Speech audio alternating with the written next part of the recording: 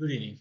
Today we will be presenting our analysis titled STOXX 600 Asset Pricing Study. In this project, we examine 20 years of market data to understand how well classical modern asset prices theory explain real financial behavior. Moving to next slide. Our first project analyzes 620 years of daily data from the STOXX 600 to understand how real market behavior compares to what asset pricing theory predicts. We use statistical stored models like area of random walk, CAPM to assess market returns and volatility and risk. Moving to next slide.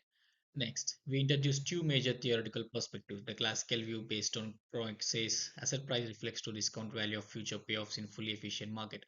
In contrast, the modern view recognizes that today markets are more complex, affected by behavioral biases, global integration, and information asymmetry. Hello, I'm Anu and I will be presenting the data and methodology followed by our descriptive statistics and return distribution analysis. For this project, we collect 20 years of daily data for Eurostock 600 index.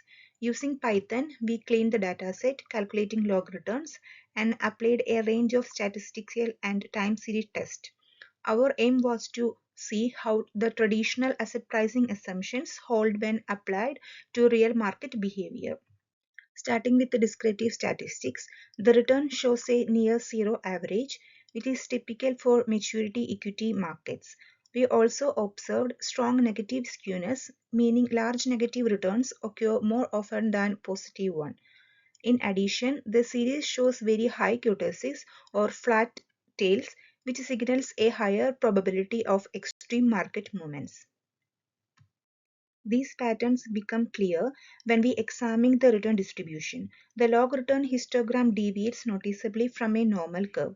The heavy left tail indicates significant downside risk, and overall the distribution does not follow the normality assumption used in classical models such as CAPM. Together, these findings highlight that the real markets more volatile and asymmetric than traditional theory suggests, and this sets the foundation for the rest of our analysis. With that, I will now hand over to Hari, who will continue with our next section.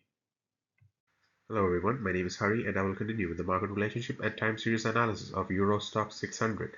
We first examined how the STOXX interacts with the major global markets. Our results show a very correlation between STOXX and FTSE, reflecting close economic integration with Europe.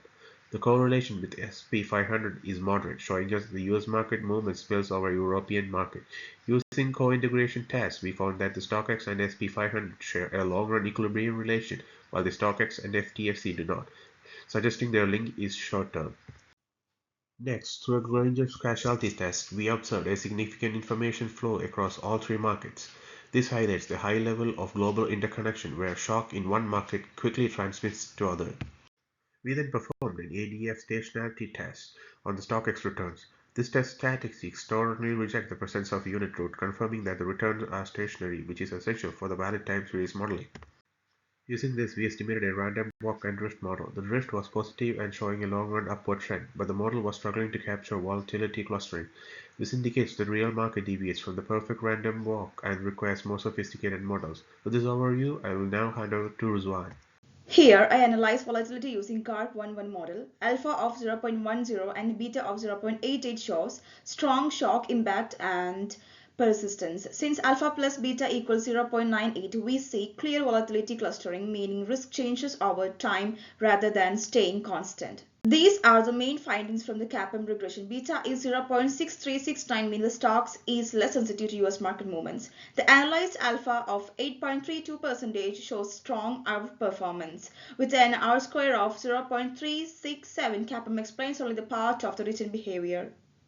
Looking at the implications of CAPM, it captures broad market exposure, but the strong alpha suggests additional risk factors are influencing returns, highlight the limits of the single factor models. In conclusion, classical model gives a strong foundation, but our result shows heavy-tailed returns, volatility clustering, and global spillovers.